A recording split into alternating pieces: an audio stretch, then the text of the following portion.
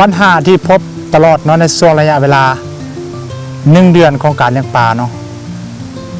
มีอย่างแน่เนาะนี่บิลลี่สมาเบาให้ฟังเนาะว่าบิลลี่เจอปัญหาอย่างนี้เนาะเอาสบายดี FC ทางฝั่งไทยแล้วก็ฝั่งลาวเนาะยินดีเข้าสู่ช่อง Golden Farm เนาะวันนี้บิลลี่จะมาเว้าเกี่ยวกับปัญหาที่บิลลี่พบภายในระยะเวลา1 เดือนเต็มของการเลี้ยงปลาว่ามันมีอย่างแน่คลิปนี้พิเศษมอบให้กับมือใหม่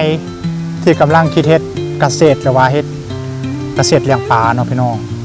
ก็คือบิลลี่ก็เป็นมือใหม่เนาะ3 นิ้วนี่แหละปัญหาหลักๆที่บิลลี่เคยเจอก็คือเวลาเขาปล่อยปลาขนาดเวลาเขาไข่นะเขาปล่อยเลยเด้อพี่น้องไม่ต้องเอาไว้ดนแต่เจ้าไว้ดนนี่เจ้าไม่ได้ปรึกษาคนอื่นในเจ้าเปิดปากแกะเสือกแล้วจะปะดนหรือว่าจะผสมยาไว้ประมาณ 2-3 นาทีปลาตุยแล้วก็เวลาให้อาหารนะปลาจะไม่ค่อยกินตอนทำอิฐนะเพราะวันยังบ่ลึงเด็กพี่น้องมันจะไปรีอยู่นี่อยู่บ่นั้นที่เราต้องได้เอาใจคือเด็กน้อยต้องไปเบื้องไปเกลือได้พี่น้องนั่นแหละปัญหาตัวที่1เนาะแล้วก็หลังจากนั้นเนาะปัญหาตัวที่2มันอย่างพี่น้องปัญหาตัวที่2ก็คือสิงู เรื่องงูเข้ามาบัดนี้เพราะว่าปลามันเริ่มได้บัดนี้ปลาเริ่มแบบกินอาหารแล้วก็เริ่มมีปลาอย่างเริ่มใหญ่ขึ้นเนาะมีปลาไม่ยังอยู่ในน่องหั่นงูก็เริ่มหู้เนาะมันฮักมีสัญชาตญาณของมันเนาะและปัญหางูก็คือเป็นปัญหาที่ยากที่สุดก็คือเขาแก่ยากเลยพี่น้องส่วนเขาสิจับงูได้เนี่ยมันเป็นของง่ายเลยงูที่ว่ากินปลาก็เป็นงูที่ว่าสลัดมันกินปลาจะไปซอกไปเห็นอะไรงูขนาดจะไปทึกส่วงทึกบอลที่ว่าตอนมันออกมาหันที่ว่าเจ้ามีโอกาสฆ่าเรามีโอกาสแบบว่าทำลายมันเนาะเพื่อว่าให้มันไปกินปลาของเฮาฮะนะถ้ามันกินทุกมือมือหนึ่ง2 โต 3 โตลายมือลายเดือนลายปีกับมดได้พี่น้องเนาะ ปัญหาตัวที่3ก็คือเรื่องระบบน้ำพี่น้องเรื่องน้ำเรื่องระบบน้ำเรื่องฝนฟ้าอากาศเนาะ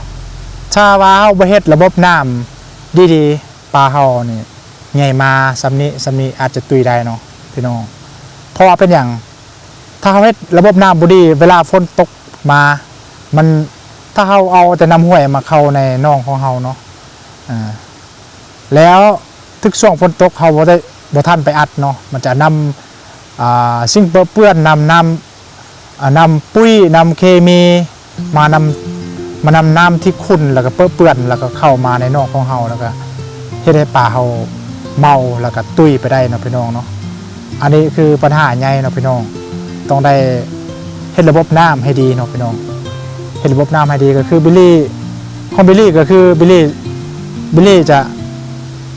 เฮ็ดบอลเก็บน้ำไว้ต่างหากเนาะเก็บน้ำไว้แล้วก็ปล่อยน้ำมาเข้าน่องปลาเนาะสมมติว่าฝนตกสิบิลลี่ก็ไปอัดน้ำทางห้วยไว้น้ำทางห้วยให้เข้ามาบอลเฮาเก็บน้ำเนาะแล้วก็น้ำมันจะยังอยู่หั่นเนี่ยน้ำนะมันก็ยังไล่เข้าน่องปลาคือเก่าเนาะพี่น้องแต่ถ้าสมมติว่าเขาไปเฮ็ดแบบนั้นเขาไปตัดเขาเอาน้ำไปจากน่องจากกันห้วยเข้ามาเลยนะเวลาฝนตกหนักน้ำขุ่นน้ำหยั่งเนาะเขาไปอัดเลยนี่มันในน่องปลามันสิขาดน้ำที่ว่าถ่ายเทนะแล้วให้ได้ปลาแบบกินข้าวเวลามันกินข้าวแล้วเนาะกินอาหารนะมันสิต้องการออกซิเจนไหลขึ้นเวลามันอิ่มมันต้องการไปอยู่น้ำบนน้ำมันไหลนะถ้าบุมีน้ำตัวนั้นให้ได้ปลาสามารถตุยได้นะพี่น้องตัวน้อยตัวใหญ่ก็คือกันเด้อพี่น้องเนาะปัญหาตัวที่4เนาะปัญหาตัวที่4ก็คือเรื่องปลาตุ้ยเนาะพี่น้องเนาะมันตุ้ยนี่มันจะมีหลายสาเหตุได้อันที่1อาจจะเกิดจากงูตัวเบาเมื่อกี้เนาะอันที่2เกิดจากนำฝนฟ้าอากาศฝนตกหนักเนาะน้ำขุ่นน้ำที่ว่ามันไหลมาจากห้วยห้องนองบึงเนาะแล้วมันเข้ามาผสมน้ำที่ในอ่างเก็บน้ำนะมันเข้ามาในน่องปลาให้ปลาเขาบางโตขนาดมีพุ่มตันทานที่ว่าต่ำเนาะ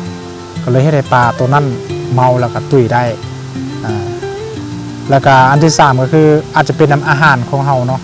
ที่ว่าตกค้างอยู่ในน้องปลาด้นแต่ว่าปลาหันกินบ่หมดเนาะแล้วกลับไปกินอีกเทื่อนึงกินซ้ำอาหารที่ว่าตกค้างเป็น2-3 มื้อเนาะมันก็อาจสามารถตุยได้คือกันเนาะพี่น้องนี่แหละปัญหาตัวสุดท้ายก็คือเรื่องอาหารพี่น้องถ้าหากว่าเฮาบ่เตรียมพร้อมอาหารคือปลาเฮาสิบ่เติบโตเนาะพี่น้องก็คืออาหารเป็นปัญหาใหญ่ที่สุดเนาะเพราะว่ามันต้องใส่เงินพี่น้องแพงอีกก็คือต้นนึงก็89 ล้านเดี๋ยวนี้นะกีบเนาะพี่น้องเนาะประมาณ 27,000-28,000 บาทเนาะพี่น้องอันนี้สำคัญอันนี้นะฉะนั้นเราต้องเบิ่งว่าปลาของเฮานี่มีจักพันมีจักตัวเนาะพี่น้องมีจักโตขนาดถ้าหากว่ามี2-3 พันประมาณต้นนึงต้นปลายเนาะพี่น้องเนาะประมาณนั้นเนาะถ้าว่าเฮาบ่เลี้ยงอาหารหลายก็ประมาณต้นนึง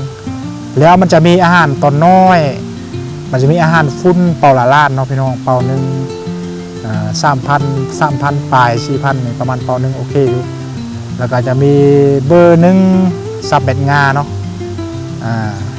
แล้วก็จะมีเบอร์2ซับเบ็ดงาหันเป่านึงประมาณ 6-7 แสนนี่แหละค่อยก็ไปจื้อเนาะประมาณเอาประมาณ 4-5 เป่าเนาะพี่น้องแล้วก็จะมีเบอร์2เบอร์3แต่ว่าบิลลี่ว่าเอาเบอร์2บิลลี่ตัดเอาเบอร์3เลยเนาะเพราะว่าตอนนั้นในป้าก็จะเริ่มย้ายให้เบอร์3เลยพี่น้องและนั่นก็คือปัญหาทั้งหมดเนาะที่บิลลี่บอกมาเนาะก็คือบิลลี่จะสรุปให้เนาะ1ตอนน้อยเนาะตอนปลาอย่างน้อยจะมีปัญหาเรื่องการให้อาหาร2ปัญหาตัวที่2ก็คือเรื่องงูเนาะปัญหาที่3ก็คือ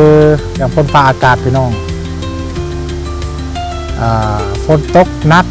น้ำข้นน้ำเคมีน้ำเปื้อนเข้ามาเนาะก็สามารถให้ปลาเขาตุยได้เนาะปัญหาที่4ก็คือเรื่องปลาตุ้ยหลายสาเหตุพี่น้องคือบิลลี่บอกเนาะจาก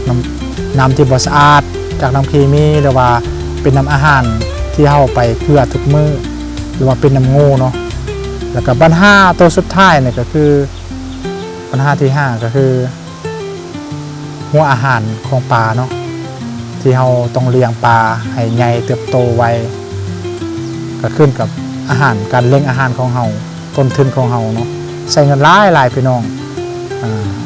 ถึงว่าจะเลี้ยงน้อยก็ยากเครื่องของบิลลี่ 3,000 ล้านเนาะแต่ว่าขึ้นไรไปขึ้นไรมากอะลงทุนหลายเติบสมควรเนาะพี่น้องเอาบ่ได้มัก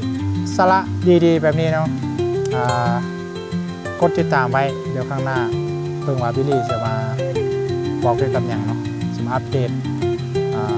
ปลาหวานใหญ่สำได้แล้วเนาะจะมาลองให้อาหารลองให้ปลาอดอาหารเบิ่งนะว่าภายในมือนึงมันสดได้บ่เนาะติดตามกันไว้พี่น้องขอขอบใจที่เบิ่งจนจบเนาะพี่น้องพบกันคลิปหน้า